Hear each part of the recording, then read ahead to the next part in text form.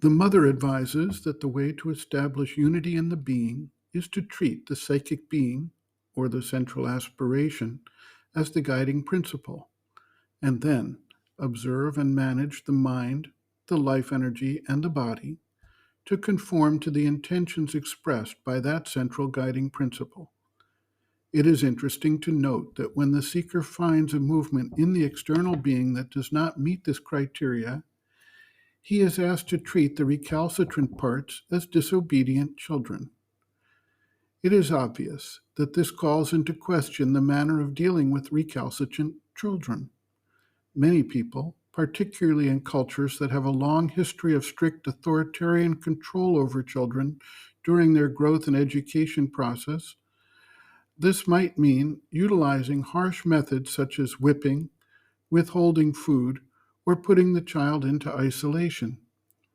It is interesting to note that the mother does not recommend these harsh methods, but rather focuses on how to convince them of their error.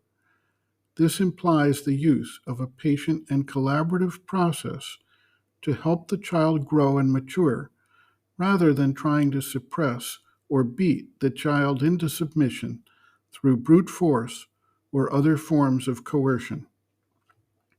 A disciple asks, what is the way to establish unity and homogeneity in our being?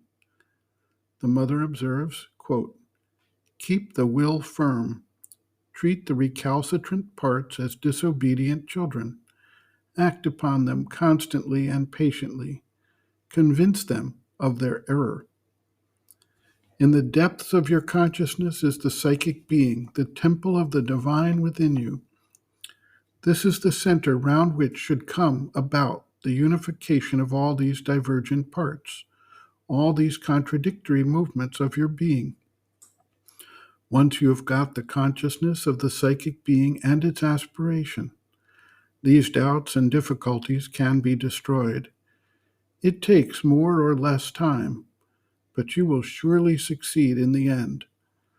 Once you have turned to the divine saying, I want to be yours, and the divine has said, yes, the whole world cannot keep you from it.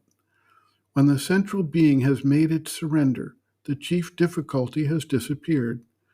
The outer being is like a crust. In ordinary people, the crust is so hard and thick that they are not conscious of the divine within them.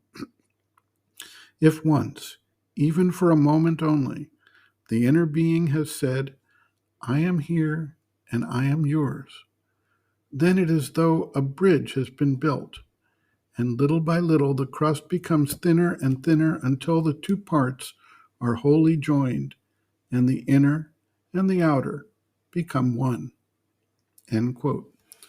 Reference, Sri Aurobindo and the Mother, Our Many Selves, Practical Yogic Psychology, Chapter 5, Organization, Harmonization, Unification, pages 135 to 136.